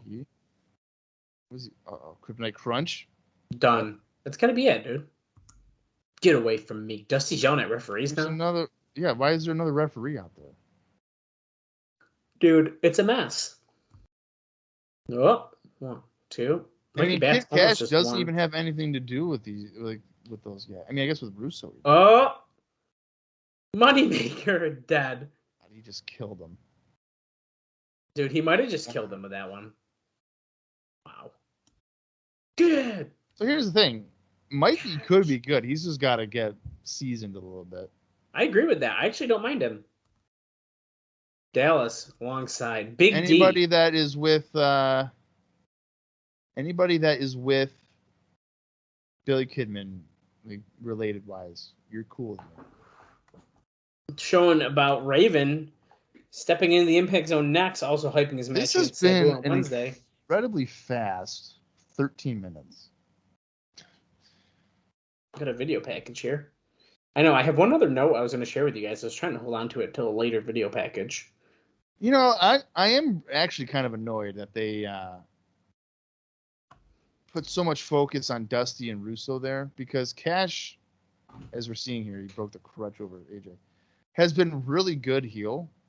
And I feel like that should have been a segment there where they really focused on him and like put him over more. That's a good point. I could see them. What if they wanted to use that like more fuel to it? More fuel, like, oh, you're cutting away from my matches. And... Yeah. So on Wednesday he'll be like, "Listen, I had a hard fought match against Mikey Bats, and all you guys could do is talk about Dusty and Russo. I'm pissed." Kill AJ Styles. I fear no man. This Wednesday night. Kid. Wait, are we getting Styles and Kid Kash Wednesday? I mean, that kind of seems like what's going on here. Could have sucked it's not for the title now, because Kash kind of deserves the title shot, but here comes Raven. You know what? That's funny you say that. I would have saved that for next week. Have AJ retain and just have Kash beat him. If you want to take the title off of him. Fear me, Sabu, Raven has written across his chest. He's wearing his Sheik's clothing that he was going to burn, and then apparently he has decided to save. Raven just has a dirty look. Like, he just looks, he's absolutely filthy. I love it. I don't know if I do. It gives me the heebie-jeebies. Who's his opponent here? Who the heck? The hell is this guy? Look at, wait. They're still talking? They're in the back of the tunnel talking.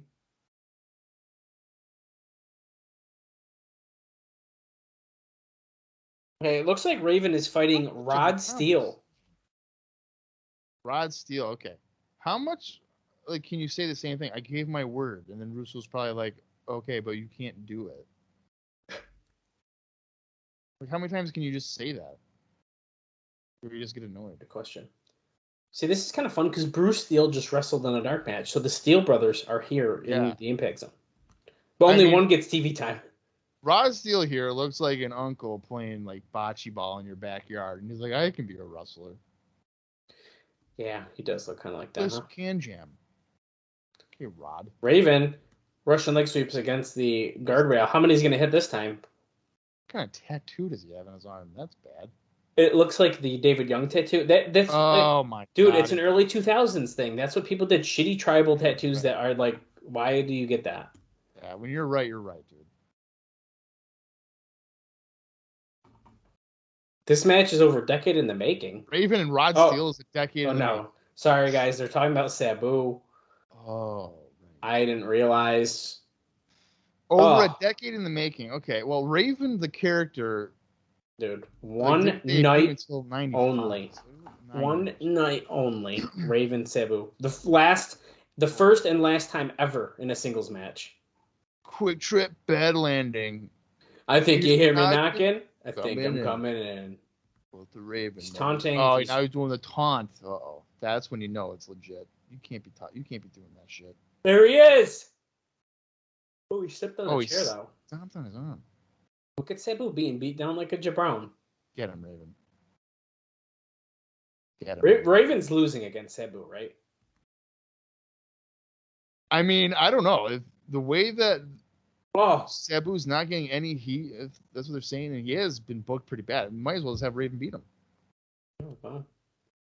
What's the long-term plan with Sabu as he does? My God! Oh my God! He didn't even rotate. Sabu almost didn't make it to the pay-per-view next week. The one night only show almost had to get pushed. What the hell was that? I thought he was going for a somersault. Jesus Christ! And then he kind of just went down face first. He did not do a full rotation. No. Well, he didn't. I don't know if he was meaning to or not. I think midair he had like a brain fart, and he was like, yes. "Oh shit, I didn't fucking rotate." Yeah.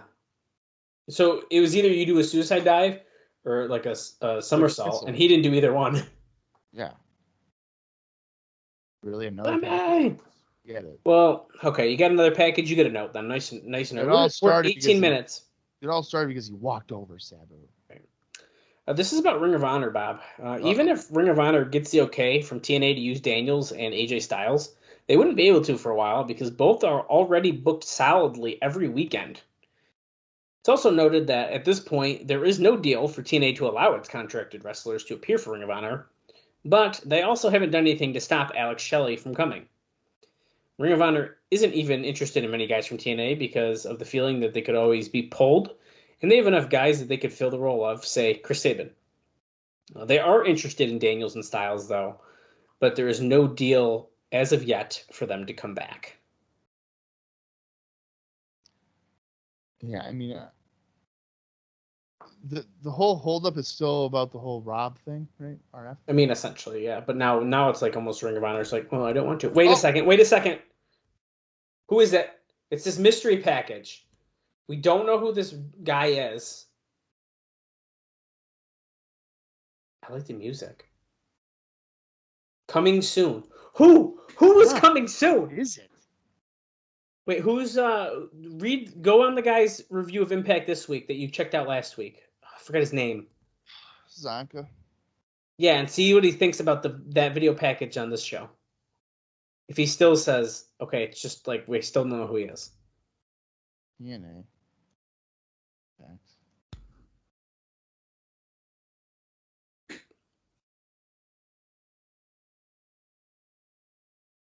Team Canada's Bobby Roode and Petey Williams coming out here.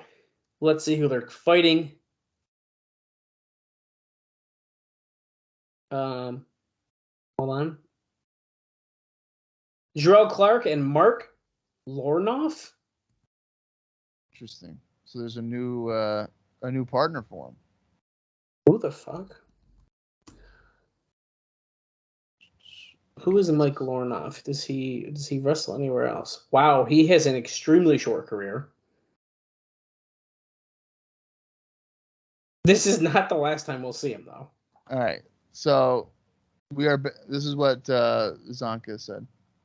Okay. He said, we are back with an odd promo of a mystery man. It could be Canyon, but I won't start rumors, but it's me. Damn it. Didn't he say that last week, too? He was hoping it was Canyon? There's no way that's Canyon. The head, See, unless he shaved his he head. could have shaved his head, man.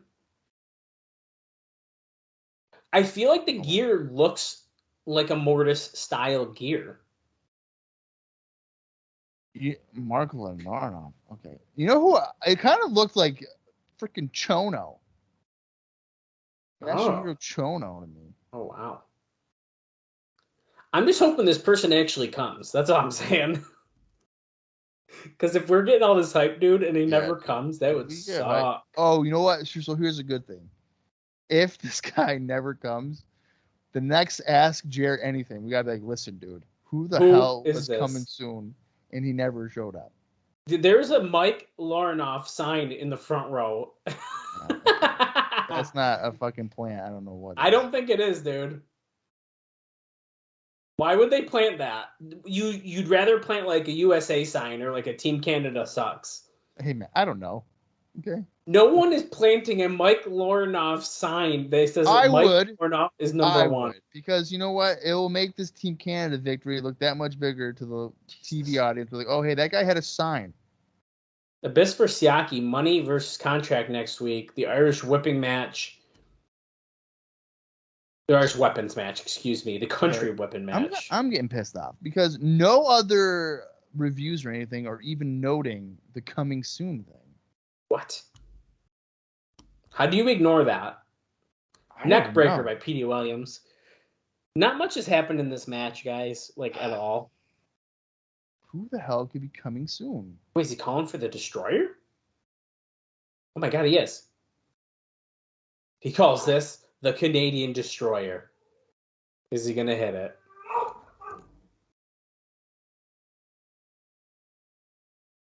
I am determined to figure this out.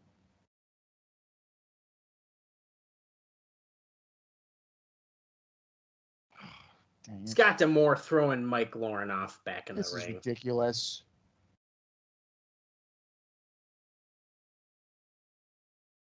I thought Dallas was leaving. No, I just wanted to shut the door. I don't know. Dog sees a rabbit. Oh, I think this is an impossible situation here to figure out. See, the funny thing is we can't look it up without spoiling it for ourselves. And the only other way we'd accidentally do that is if someone reviewed it at a later date and they already know who it was. Did you just see that drop salt by Jarrell Clark? That was awesome. He's about to do a 630. Mr. 630. Is he going to hit it? Oh, my God. Right on freaking Petey. Dude, flat back and everything. Holy shit. I didn't even see Rudy Charles making the pin. That was wicked good. Much better than Jack Evans, who lands on the back of his neck and can't move for a couple minutes. Oh, jeez, he dropped. Everybody's just getting dropped on their heads. I know. Oh!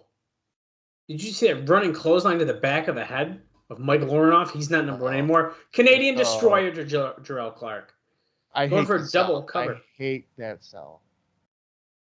Double pin. I don't know how you do a double pin because there only can be one legal guy. Come on, consistency. He's just being cocky, man. This show is flying by. We're at 24 minutes, 21 seconds. Pretty much the halfway point. Wait a second. Vince Russo's at the commentator's table. Stop with the Dusty talk. We've just been speculating. Wait a second. Oh, okay. To promote the country whipping. He's out here whipping people now, Scott D'Amore. Okay, so yeah, Scott D'Amore's whipping everyone to promote that. But Vince Russo just came over to Mike Tenay and said, stop talking about Dusty. And they said, why? We're just speculating. But he's like, nah, stop talking about him. And here comes Dusty. He doesn't want them to speculate. I don't think that's a tough ask. Stop trying to spread rumors. Bob, I kind of like that. Like a lot. You like speculating? No, I like that Vince Russo walked over to the announce table and said, hey, I need you guys to stop talking about Dusty Rhodes. And Mike Tenay's like, what do you mean? And he's like, stop talking about him. Like, it's like real. Like, that's like it. That felt like real. Nice touch. I like that. You know, I totally forgot that Jeff Hardy was wrestling tonight. So. Holy crap. Guys, Jeff Hardy's Impact debut. Look at these weird screens.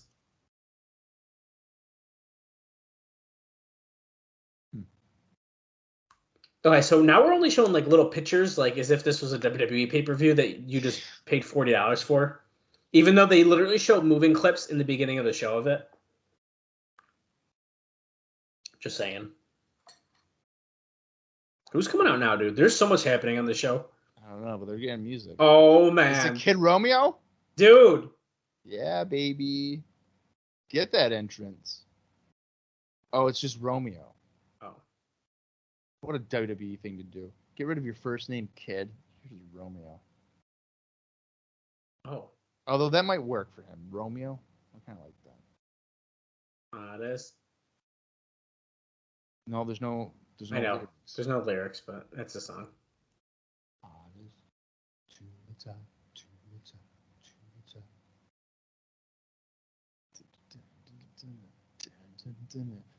I can't wait to tell you the first time I remember turning on. Oh, see? Okay, so we're getting there. Because Jeff Hardy's paint is like glowing in the dark, in the lights.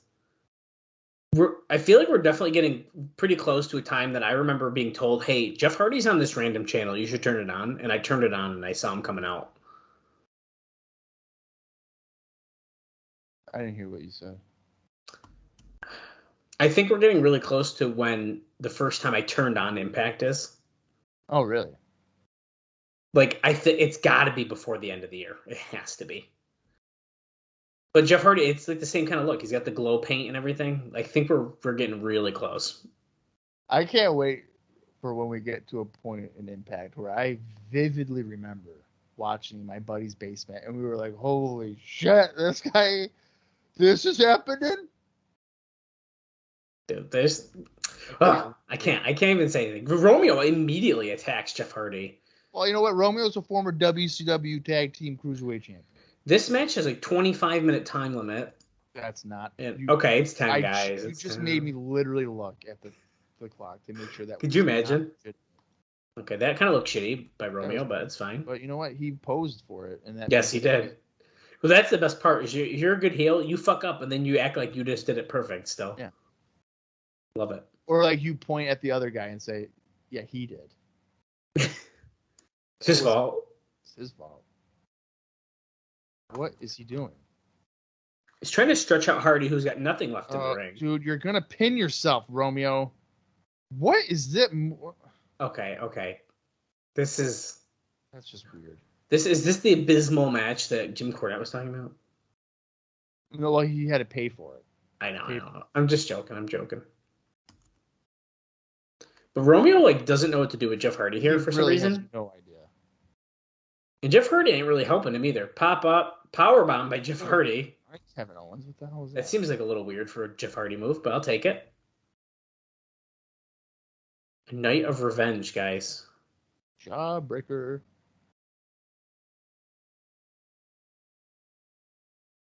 Yeah. Leg drop. To the gut. Cover him. 1, 2, and Romeo kicks out at 2. Still don't know how Jeff Hardy could possibly think that would be good enough for a 3 count, but whatever. Oh, calling for the twist of fate. Dude, you coward. Hits it. Yes.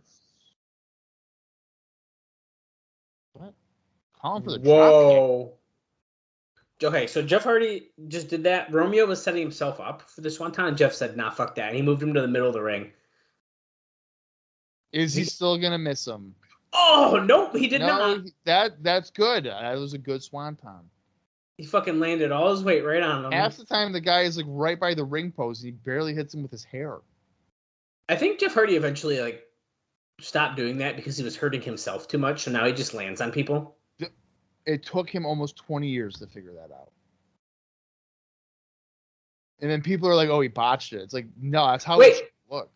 Did he just do the V1 like Matt? It sure looked like it. I'm pretty sure because he did the regular Hardy sign and then a V1. Look, he's doing it. Is he teasing, dude? Is he teasing Matt Hardy? Because he is not. He is gone from WWE, as we've noted. But he might be hurt still, isn't he? His knee, Matt Hardy? Could you imagine? 6 points of impact with Monty Brown, and I'm assuming Jeff Hammond. If I was TNA here in 2004, I'd be 100% trying to get Matt Hardy and the Hardy Boys together. I don't see why you wouldn't want to. Why would you not? Hardy Boys AMW in 2004. The Alpha Male. Oh my god. That's kind of crazy fantasy booking, isn't it? It's insane. The tag team division in TNA right now, and I don't even know if we've necessarily reached our peak, but it's pretty freaking good. I don't know, man. I mean, we could be close to the peak of it. I agree with that. I mean, yeah, realistically, I don't know for sure off the top of my head, but like it's just really well rounded. Right. So Monty Brown's talking about the pounce here. This is those weird segments with Jeff Hammond that are so quick and like they just don't make a lot of sense to me. Well, I don't really like it because it's just Jeff Hammond The is Serengeti. So natural. Serengeti's a very dangerous place. It's where the alpha male hunts. It's where the alpha male lives. It's where the alpha male takes his pounce, cake his competition, grabs him by the jugular, and shakes him. Jeff Hardy. Okay, so wait, I need to take back what I said. I feel like this one's actually going a lot smoother than like the Dusty one did. It's probably because Monty Brown's a wicked good talker. How many Super Bowls have Jeff Jarrett been to? 0. He's also played in 0. Yeah, but how many Super Bowls have they both won? And the answer to that is also 0. Well, Monty's saying that he's a superior athlete. It's not true. Oh, would you rather a Super Bowl ring or an NWA title? It's all about the NWA title. He's been there and done that with the Super Bowl, Bob. So he doesn't matter.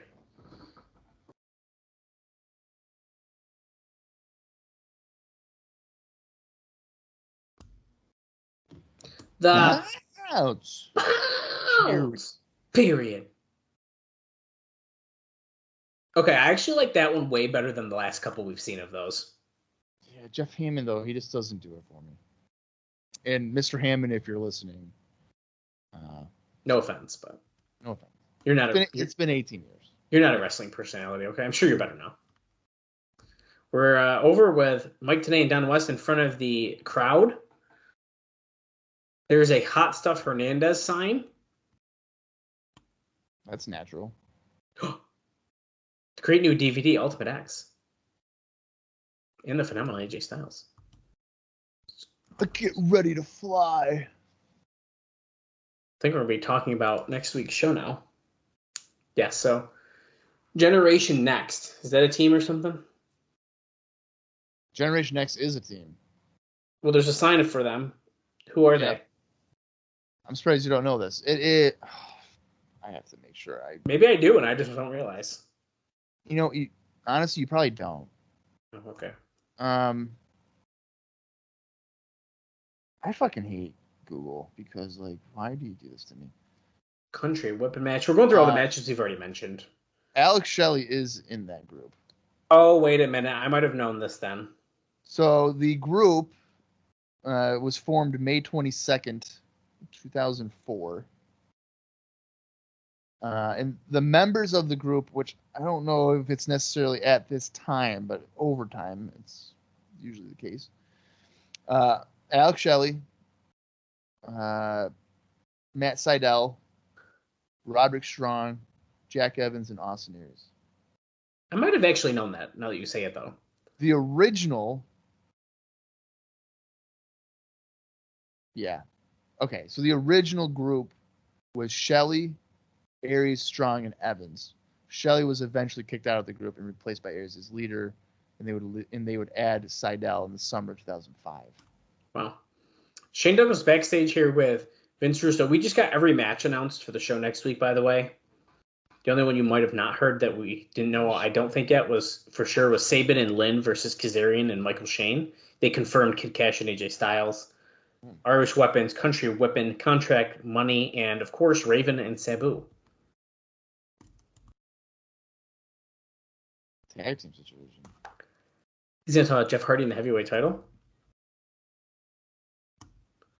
He's going to name a championship committee this Wednesday night. Dusty again. So insistent on this. He said, go do your job. Go to North Carolina. Bring Jeff Hardy here. Was Russo trying not to laugh? Maybe. Is that why he covered his face? I think he did. I think he was almost breaking. Next up, Impact main event, Triple X. Oh, against Kazarian and Michael Shane.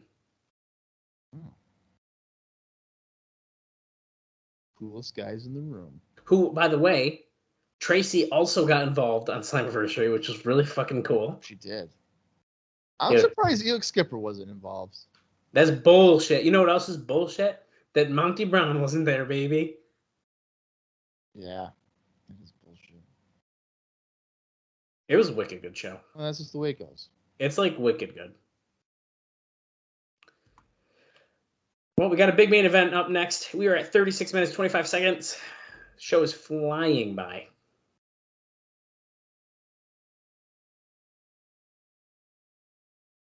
Another video package for these guys. Well, dude, they're really, really hyping up We get it. Sabu and Raven. We get it. The match is 10 years out. 10 years in the making. I thought you just broke your $400 glasses. No, I must poke myself in the eye, though. That sucks. Welcome to the Terradome. Terradome. I think you hear me knocking. I think I'm going to burn. Quote the Raven, nevermore. Oh, Jeff Hammond's on the main event tonight? Usually that's what he does.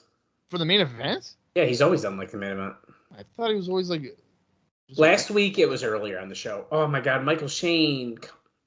Dude, that vast, dude. Kazarian in that jacket. I think it's grown. I think it's grown. I don't like that he took it out of Tracy's closet. Now Tracy is wearing also her outfit is lined in the same lime green that they're wearing.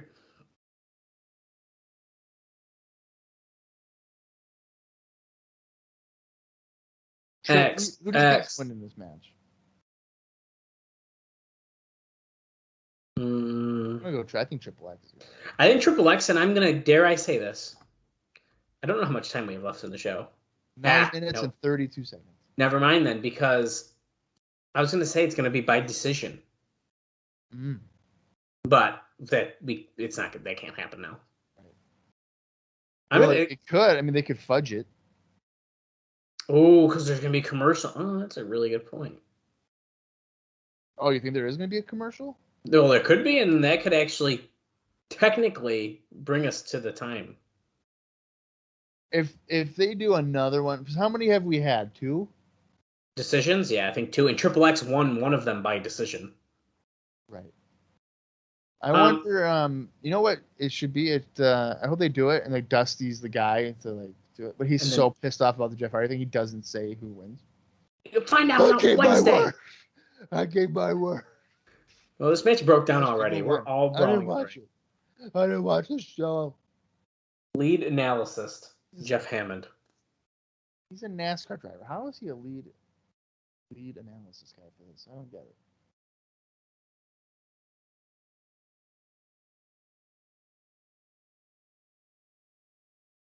Daniels wailing on Frankie Kazarian, who's got his hair in 2 like weird little braids. Get him. Beat him up. Beat him up. Break his neck. Break his neck.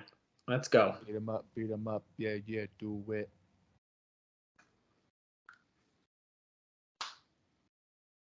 Daniels and Shane are in the ring. Shane with a scoop and the slam. Coming off the ropes. He delivers a knee drop. He's playing to the crowd. He's cool. He's hip. X, as Daniel's face gets thrown into the turnbuckle by Michael Shane.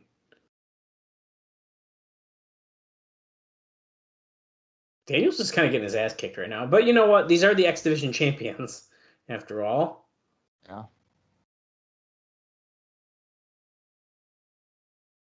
I don't know if we're going to get a commercial. I feel like we're not getting a commercial. Well, it does seem weird to have, I guess Triple X isn't, no, they're not. I guess technically anymore not the number 1 contender because they lost. But, you don't want to pin your X Division champions either. Unless one gets pinned and then so let's say Kazarian gets pinned, Michael Shane could be like, see, dude, you're the weak link. That is the kind of stuff I feel like is going to happen.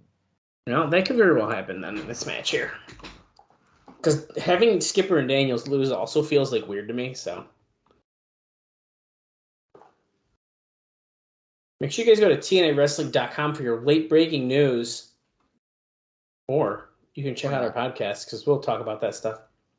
Oh. Shane and Kazarian versus Sabin and Lynn on Wednesday. See, that alone, too, is kind of like... Because I don't think... no, I don't... Where's the card?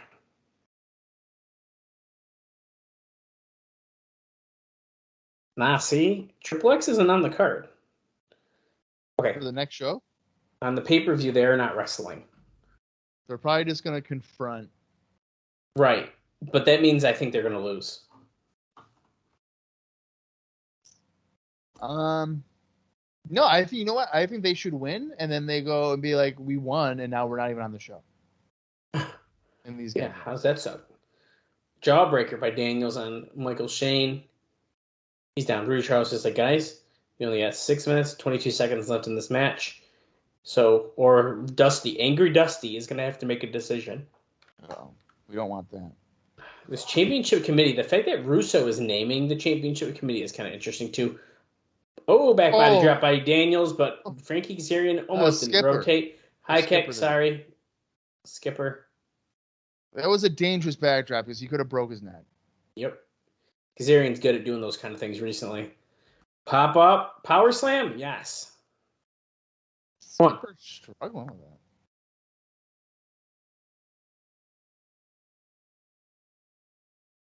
Oh, pump kick. Is Skipper like toning down? Oh. I don't know. Kicking her bit. Now all 4 of them are down. Because Skipper realized the other 3 were down, so he's got to drop down too.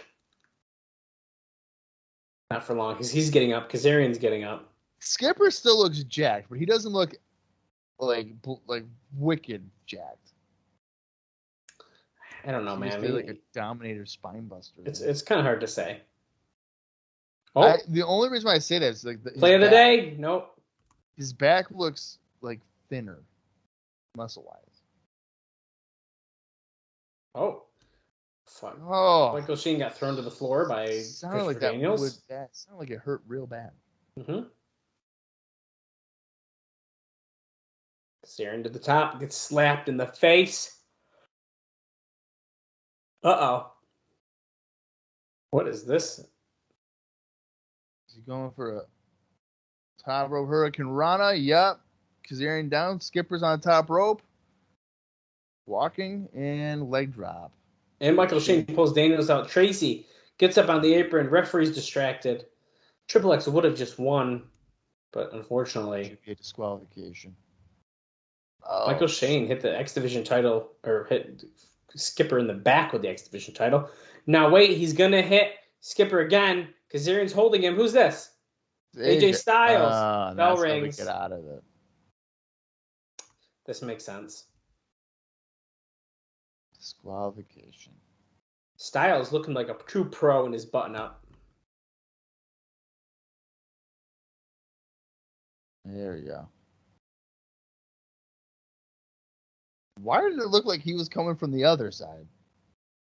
I think he was. Well, he was. Styles came from our right. Kid Kash came from the left. Yeah, it looked like he was coming from the other side. Camera cuts, man. It doesn't make sense. 6-man tag next week on Impact or what? Oh, wait. Team Canada. Never mind. You know what's coming out next, right? AMW, baby. It's got to be AMW. But with their theme music. Sorry about your dad. No, that's not what they have yet. It's we find the defendant. Oh, right. Find the defendant. Guilty.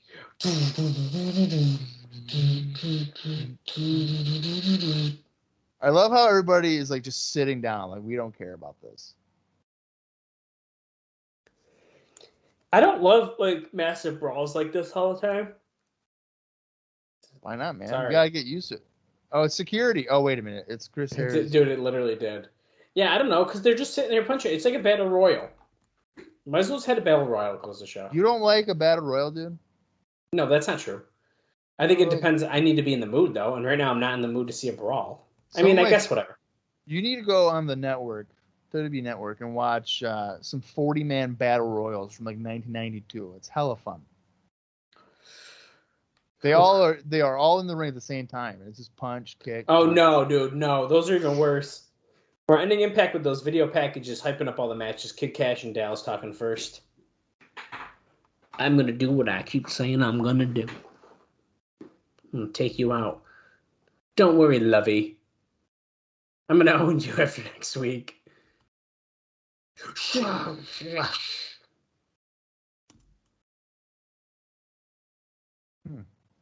You notice in this video, Kazarian just pulled that right out of the hands of Michael Shane? He did. But Michael Shane didn't make a face. Like, what the hell? He's like, no. Well, yeah, not as much as I was expecting, but... You're going down. Da, da, da, da. That was Scott D'Amore. America's Most Wanted talking. Strap match. That's right, boys.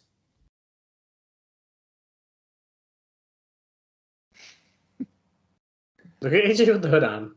Yeah, he had to lift his head up to like look at the camera though. Weird. We can start by finishing last.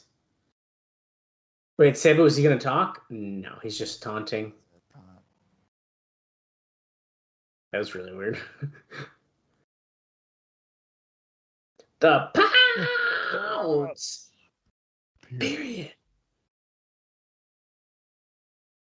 There's more? Oh, it's Raven. Nevermore. All right. Well, Oh. that's a good show. Yeah, and this one, there's definitely more like squash matches than normal. I feel like, but that's fine. It's Impact. I'm more than okay with that. I think they showcase people good. I liked it as well. Once again, it's going to be pretty hard to find one of these shows. I feel like that are going to be really shitty, and if we do, I think it's gonna be a little bit before we find that. You want to know what's a really bad sign for me? What's that? Is that in that closing like minute and a half where they were doing promos for the next week's show, there was one match that got nobody. They got what? That didn't have either one like even mention it. Oh, Vito and Pat Kenny. So. Oh. Damn it, Vito! Why do you have to freaking have? Is the match gonna happen? Is Vito fired? Do you think it's gonna get cut off? Guys, tune in next week. You're gonna find out. He could. Thursday. You're gonna find out what happens. That was a lot of fun. I'm actually thinking the show's looking pretty good. We know every match that's going to be taking place, or potentially ones that may not take place. It's the only time ever that Raven and Sabu are going to get in the ring with each other, the first and last time. It's the night of revenge. Yeah, I mean, for this, I feel like you might as well just put Raven over. I don't see Sabu sticking around. I think Raven and Sabu should have been in a cage. Mostly because I want to see a cage match, and that's the first match I thought of. I want to see another cage match. Okay, a ladder match. I want to see a ladder match. It should be like a last man standing or something. Okay, that's actually more realistic. I'm just thinking, this is actually one of the first shows in a while that we don't have like a crazy stipulation, I feel like. Irish weapons. Country whipping. Did you ask your mom to buy this one too? I know we have stipulations, but you know what? Oh shit, I might have. Oh. I am really excited for Kid Kash. I feel like I did watch Raven Sabo. Oh, see? We'll find out when we watch it next week if your memory comes back to you. I feel like I want to see it. It's very likely that I did. Because I did. I remember purchasing several of these. Several of the assignments, as I've noted. Right. This might have been, if I did, it's definitely the last one I bought, because I didn't buy any of the remaining ones after the show. I know that for sure. So, and then after the first pay-per-view thing, I never watched. I never bought another pay-per-view either. But we'll get into that. Yeah, that's right. We'll get there. All right. Well, it was a good Impact show. Next episode, as we've noted here several times, Sabu Raven, first time ever. Mm-hmm. And guess what? The last time ever. So That's one right. and done. But also Kash and Styles. And I mean, I'm looking forward to seeing Sabu Raven, but I feel like I might be a little more excited for Kash and Styles. Yeah, Kash and Styles should be really good. I'm excited about that.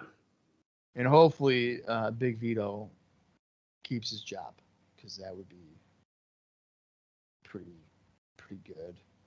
The AMW Team Canada, that could be pretty solid, but the stipulation might hurt it. Right. Sabin and Lynn against Kazarian Shane. That's another one that could be pretty good. So we have a pretty well-rounded show on paper. I think so. And will we hear more from Dusty and his work? We're going to have to, dude. We have to. Yeah. That's our next show. It's August 4th, 2004. Weekly pay-per-view. But in order to get there, we got to wrap up this one. That's right. I can tell that Dallas is getting pretty antsy, and I've wanted to maybe keep this going for like an hour and a half longer, but Okay. It's just hot as fuck in this room. That's all. I know I want to keep doing this till you pass out. You know, it's like Monsters Ball. I'm getting close. Yeah. Dude, it is, dude. They did that too, dude. No food, no water, No no water, light, nothing. no air. Nothing. Nothing. I love it. That's good too. All right. Anyway. We'll see you guys in a couple of days for another weekly pay-per-view in the Asylum. Until then, for Dallas Gridley, I am Bob Colling Jr., and this has been the TNA Cross the Line Podcast.